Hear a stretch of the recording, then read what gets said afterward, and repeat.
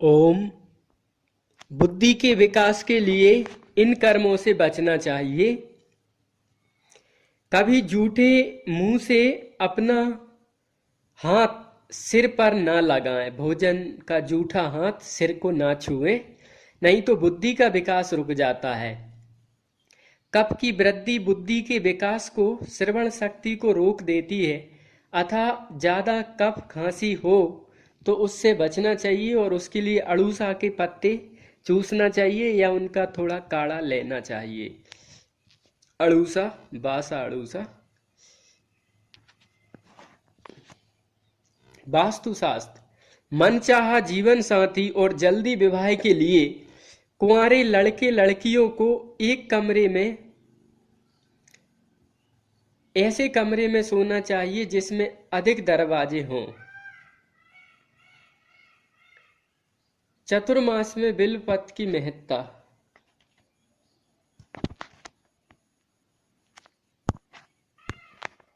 चतुर्मास में बिल्वपत्र की महत्ता। चतुर्मास में शीत जलवायु के कारण वायु दोष प्रकोपित हो जाता है। अम्लीय जल में शीत वायु, अम्लीय जल में पित्त भी धीरे धीरे संचित होने लगता है। हवा की आर्द्रता नमी जठर अग्नि को मंद कर देती है। सूर्य किरणों की कमी जलवायु को दूषित हो जाते हैं। यह परिस्थिति अनेक व्याधियों को आमंत्रित करती है। इसलिए इन दिनों में व्रत, उपवास व होम हवन आदि को हिंदू संस्कृति ने विशेष महत्व दिया है। इन दिनों में भगवान शिव जी की पूजा में प्रयुक्त होने वाले बिल्व पत्र धार्मिक लाभ के साथ स्वास्थ्य लाभ भी प्रदान करते हैं। बिल्व पत्र उत्तम वायु शामक, कफ निस्सारक व जठर अग्निवर्धक है। ये कृमि व दुर्गंध का नाश करते हैं। इनमें निहित उड़नशील तेल इगेलेनिन दोनों नामक क्षार तत्व आदि औषधीय गुणों से भरपूर है। इगेलिन और इगेलेनिन नामक क्षार तत्व औषधीय गुणों से भरपूर है। चतुर्मास में उत्पन्न होने वाले रोगों का प्रतिकार करने की क्षमता भी बिल्व पत्र में है। बिल्व पत्र ज्वर नाशक, वेदना हर, कृमि नाशक, ग्रहाई, मल को बांध कर लाने वाले व सूजन उतारने वाले हैं। ये मूत्र के प्रमाण व मूत्रगर्भ शर्करा को कम करते हैं। शरीर के सूक्ष्म मल का शोषण कर उसे मूत्र के द्वारा बाहर निकाल देते हैं। इससे शरीर की अभ्यंतर शुद्धि हो जाती है। बिल्वपत्र हृदय व मस्तिष्क को बल प्रदान करते हैं, शरीर को पुष्ट व सुडौल बनाते हैं। इससे के सेवन से मन में सात्विकता आती है। बिल्वपत्र के प्रयोग। बेल के पत्ते पीसकर गुड़ मिला के गोलियां बनाकर खाने से विषम ज्वर की से रक्षा होती है। पत्तों के रस में शहद मिलाकर पीने से इन दिनों में होने वाली सर्दी, खांसी, बुखार आदि कफजन्य रोगों से लाभ होता है। बारिश में दमे के मरीजों की सांस फूलने लगती है। बेल पत्र के पत्तों का काढ़ा इसके लिए लाभदायी है। बरसात में आंख आने की बीमारी में बेल के पत्ते आंख पर लेप करने से, पत्तों का रस आंख में डालने से आंखें ठीक हो जाती हैं। कृमि नष्ट करने के लिए पत्तों का रस पीना पर्याप्त है। 1 चम्मच रस पिलाने से बच्चों को दस्त भी तुरंत रुक जाते हैं। संधिवात में दर्द में पत्ते गर्म करके बांधने से सूजन दर्द में लाभ होता है। बेलपत्र पानी में डालकर स्नान करने से वायु का शमन होता है, सात्विकता बढ़ती है। बेलपत्र का रस लगाकर आधे घंटे बाद नहाने से शरीर की दुर्गंध दूर होती है। पत्तों के रस में मिश्री मिलाकर पीने से अम्ल पित्त एसिडिटी में लाभ मिलता है। स्त्रियों के अधिक मासिक स्राव, श्वेत स्राव, लिकोरिया में बेलपत्र व जीरा पीसकर दूध में मिलाकर पीना खूब लाभदायक है। यह प्रयोग पुरुषों को भी धातु स्राव को रोकता है। 3 बिल्वपत्र, 1 काली मिर्च सुबह चबाकर खाने से और साथ में ताड़ासन पुलअप्स करने से कद बढ़ता है। नाटे ठिगने बच्चों के लिए यह प्रयोग आशीर्वाद रूप है। मधुमेह, डायबिटीज में ताजे बिल्वपत्र अथवा सूखे पत्तों का चूर्ण खाने से मूत्र शर्करा व मूत्र वेग बहुमूत्रता भी नियंत्रण होती है। बिल्वपत्र की रस की संख्या 10 से 20 ml के अंतर्गत होनी चाहिए। धन वृद्धि के लिए क्या करें? दुकान के अंदर ऐसी फोटो हो कि लक्ष्मी जी खड़ी हो। दुकान में ऐसी फोटो रखना चाहिए कि लक्ष्मी जी खड़ी हैं और हाथी सूंडों में मटका लेकर सिक्का लक्ष्मी जी पे डाल रहे हैं तो और अच्छा रहेगा, पर खड़ी तो होना ही चाहिए। ईशान कोण में तुलसी का पौधा लगाने से तथा पूजा के स्थान पर गंगा जल रखने से घर में लक्ष्मी की वृद्धि होती है। नौकरी धंधे के लिए जाते हो और सफलता नहीं मिल पाती हो तो 21 बार श्रीमद् भगवत गीता का अंतिम श्लोक बोलकर फिर घर से निकले तो कार्य में बरकत और सफलता मिलेगी। यत्र योगेश्वरा कृष्णो यत्र पार्थो धनुर्धरा तत्र श्री विजयो भूति ध्रुवा नीति मतिर्मम। ध्रुवा नीति मतिर्मम। पीपल के पेड़ में शनिवार और मंगलवार को दूध, पानी और गुड़ मिलाकर चढ़ाएं और प्रार्थना करें कि भगवान, आपने गीता में कहा है वृक्षों में पीपल मैं हूँ, तो हमने आपके चरणों में अर्घ अर्पण किया है, इसे स्वीकार करें और मेरी नौकरी धंधे में जो सफल समस्या है वह दूर हो जाए। श्री हरि श्री हरि श्री हरि ऐसा थोड़ी देर जपें। 3 बार जपने से एक मंत्र हुआ। उत्तर मुख करके इस मंत्र की 1-2 माला शांति पूर्वक करें और चलते फिरते भी इसका जप करें तो विशेष लाभ होगा और रोजी रोटी के साथ ही शांति, भक्ति, आनंद भी मिलेगा। बस अपने आप समस्या हल हो जाएगी। लक्ष्मी चाहने वाला मनुष्य भोजन और दूध को बिना ढके ना छोड़े, ना रखे। वास्तुशास्त्र, ऐसी चीज ना रखें पर्स में। देखने में आता है कुछ लोग पर्स में बहुत सी ऐसी चीजें रख लेते हैं जिनका कोई उपयोग नहीं होता और लंबे समय तक पर्स में रहने के कारण नकारात्मक प्रभाव बढ़ जाता है। इसलिए जो भी कागजात या अन्य कोई चीज जो गैर जरूरी है उसे तुरंत पर्स से निकाल देना चाहिए।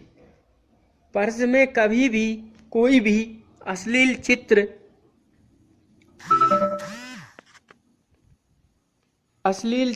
या अश्लील सामग्री नहीं रखना चाहिए, क्योंकि ऐसा करने से नकारात्मकता बढ़ने लगती है। हष्ट-पुष्ट शरीर हेतु जौ पानी में भिगोकर कूट के छिलका रहित कर उसे दूध में खीर की भांति पकाकर सेवन करने से शरीर हष्ट-पुष्ट होने लगता है। जो जवा का प्रयोग किया जाए। बहुउपयोगी सौंठ। अदरक जब सूख जाता है तब उसकी सौंठ बनती है। सौंठ पाचन तंत्र के लिए अत्यंत उपयोगी है।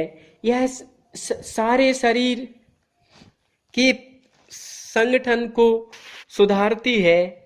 मनुष्य की जीवनी शक्ति और रोग प्रतिकारक शक्ति बढ़ती है। यह आम, कफ व वात नाशक है। गठिया, दमा, खांसी, कब्जियत, उल्टी, सूजन, हृदय रोग, पेट के रोग और वात रोगों को दूर करने की शक्ति सौंठ में है। आम, कफ और वात नाशक, गठिया, दमा, खांसी, कब्जियत, उल्टी, सूजन, हृदय रोग, पेट रोग, वात रोगों को दूर करती है। औषधीय प्रयोग। वात नाशक गोलियां। सौंठ के चूर्ण में समभाग गुड़ और थोड़ा सा घी डाल के 2-2 ग्राम की गोलियां बना लें। 1-2 गोली सुबह लेने से वायु और वर्षाकालीन जुकाम से रक्षा होती है। बारिश में सतत भीगते भीगते काम करने वाले किसानों और खेती के काम में लगे मजदूरों के लिए यह अत्यंत लाभदायक है। इससे शारीरिक शक्ति व फुर्ती बनी रहती है। सिर दर्द, सौंठ को पानी में घिस लें। इसका लेप माथे पर करने से कफजन्य दर्द में राहत मिलती है। मंदाग्नि, सौंठ आधा चम्मच चूर्ण थोड़े से गुड़ में मिलाकर कुछ दिन प्रातःकाल लेने से जठर अग्नि तेज हो जाती है और मंदाग्नि दूर हो जाती है। कमर दर्द व गठिया, सौंठ को मोटा कूट लें। 1 चम्मच सौंठ 2 कप पानी में डाल के उबालें। जब आधा कप पानी बचे तो उतार के छान लें। इसमें 2 चम्मच अरंडी तेल डाल के सुबह पिएं। दर्द में राहत होने तक हफ्ते में 2-3 दिन यह प्रयोग करना चाहिए। पुराना जुकाम, 5 ग्राम सौंठ 1 लीटर पानी में उबालें। दिन में 3 बार यह गुनगुना पानी पीने से जुकाम में लाभ होता है। पीने के पानी में सौंठ का टुकड़ा डालकर वह पीते रहने से पुराना जुकाम भी ठीक होता है। सौंठ के टुकड़े रोजाना बदलते रहना चाहिए।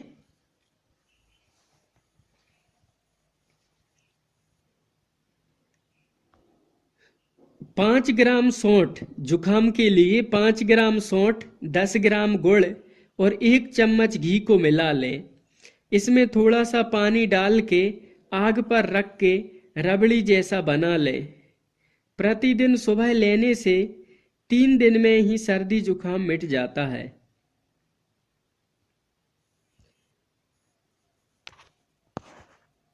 सावधानी, रक्त पित्त की व्याधि में तथा पित्त प्रकृति वाले ग्रीष्म व शरद ऋतु में सौंठ का उपयोग न करें। वास्तुशास्त्र, पूजा स्थल के नीचे कोई भी अग्नि संबंधी वस्तु जैसे इन्वर्टर या विद्युत मोटर आदि नहीं होना चाहिए। इस स्थान का उपयोग पूजन सामग्री, धार्मिक पुस्तकें और शुभ वस्तुएं रखने में किया जाना चाहिए। मस्तिष्क प्रदाह, जौ का आटा पानी में घोलकर मस्तक पर लेप करने से मस्तक की पित्त जनित पीड़ा शांत होती है।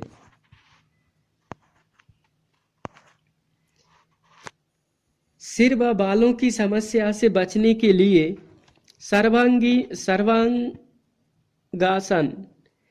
सर्वांगासन ठीक ढंग से करते रहने से बालों की जड़ें मजबूत होती है, झड़ना बंद हो जाता है और बाल सफेद जल्दी नहीं होते, काले, चमकीले और सुंदर बन जाते हैं।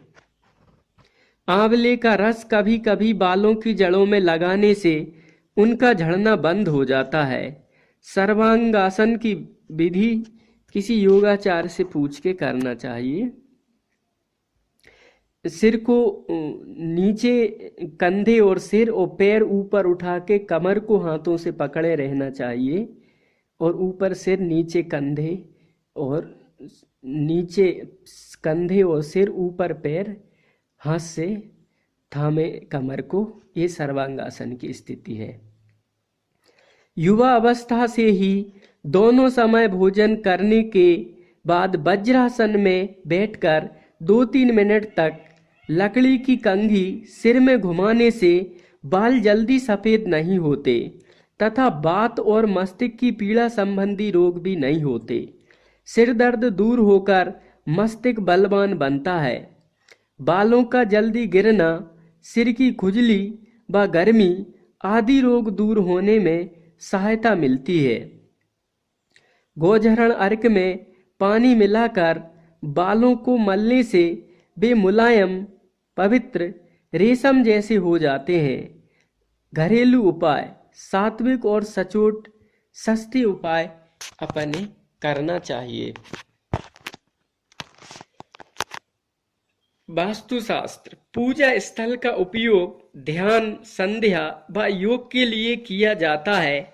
इस स्थान को शांत रखें, धीमी रोशनी वाले बल्ब जलाएं, अंधेरा व सीलन ना हो। जब भी मन अशांत हो तब वहां जाकर बैठने से ऊर्जा प्राप्त होती है। अंधेरा या सीलन ना हो और बस पूजा पाठ के लिए उपयोग होना चाहिए। गुर्दे की तकलीफ में भोजन के बाद तुरंत पेशाब करना चाहिए। ऐसा करने से गुर्दे किडनी संबंधी रोग नहीं होते। गले की सूजन, थोड़ा सा जौ कूटकर थोड़ी देर के लिए पानी में भिगोएं, फिर पानी को छान के गर्म करें। सहन करने योग्य गर्म पानी के गरारे करने से शीघ्र ही सूजन दूर हो जाती है।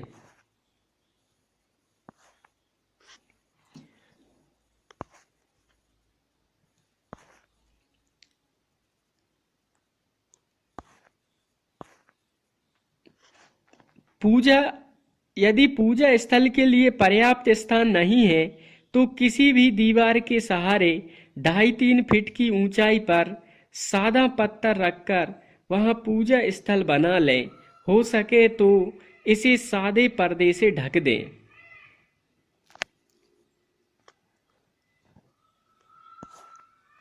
गौमुखी व आसन संबंधी बातें, कई साधक जप करते हैं, इसके बाद गौमुखी आसन पर रख देते हैं। आसन के ऊपर गौमुखी ना रखिए, क्योंकि हम जब आसन पर बैठते हैं तब हमारी चरणों की धूली, पैरों की मिट्टी आसन पर लग जाती है। जो पाठ करते हैं गजेंद्र मोक्ष, आदित्य हृदय, गीता, रामायण, तो उन पुस्तकों पे आसन पर ना रखें, इनसे ऊंचाई पर रखें, आसन पे से भी ऊंचे स्थान पर। कई साधक भाई बहन ऐसा नहीं करते। और गौमुखी को धो लेना चाहिए, पहले धोकर उसका गौमुखी आसन का जल, गौमुखी का जल कोई पवित्र पेड़ की जड़ में डाल दें एक बार धोकर, फिर उसको साबुन से धोएं तो उसका बढ़िया रहता है।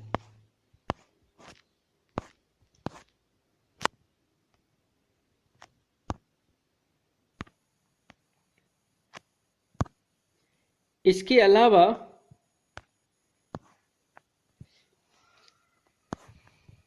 काम धंधे में सफलता एवं राजयोग के लिए क्या करें।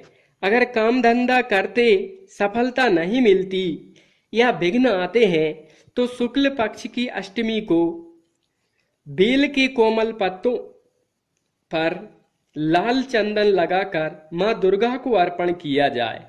शुक्ल पक्ष की अष्टमी को बेल के पत्तों में लाल चंदन लगाकर मां भगवती को अर्पण करें। ओम ह्रीम नमः, ओम श्रीम नमः बोलें और थोड़ी देर बैठकर प्रार्थना करने से राजयोग बनता है। गुरु मंत्र का जप कभी कभी ये प्रयोग करें। देवी भागवत में वेद व्यास जी ने ये बात बताई है कि शुक्ल पक्ष की अष्टमी को बील पत्री पे लाल चंदन लगाकर मां भगवती को अर्पण करने से राजयोग बनते हैं। पूजा घर स्थल का होना शुभ्रता का परिचायक है। घर में पॉजिटिव एनर्जी का संचार पूजा घर होने से होता है। घर की पवित्रता बनी रहती है। वहीं अगरबत्ती आदि के धुएं से वातावरण सुगंधित रहता है। विषाणु व कीटाणु घर में प्रवेश नहीं करते। अतः हर व्यक्ति को घर के एक कोना में या एक कमरा को जो पूरब उत्तर की ओर हो पूजा के लिए अवश्य चुनना चाहिए और वहाँ पॉजिटिव फूल, धूप, दीप आदि करना चाहिए। यह घर के हित में है। भोजन करते समय बैठने के लिए हम टेबल पर खाना खाने सीधे बैठते हैं तो नीचे पैर नीचे होते हैं। जिससे पाचन तंत्र पर, किडनी पर प्रभाव पड़ता है। इससे गैस की तकलीफ भी बढ़ती है। कुर्सी पर बैठकर भोजन करने की अपेक्षा पैरों को मोड़कर, पालथी मारकर भोजन करने से पाचन तंत्र मजबूत बनता है, तनाव से बचाव होता है, गैस की तकलीफ, लीवर की तकलीफ में राहत मिलती है। अगर किसी के साथ बैठना ही पड़ता है टेबल पर, तो कुर्सी पर भी पालथी मार के बैठा जा सकता है। ओम ओम।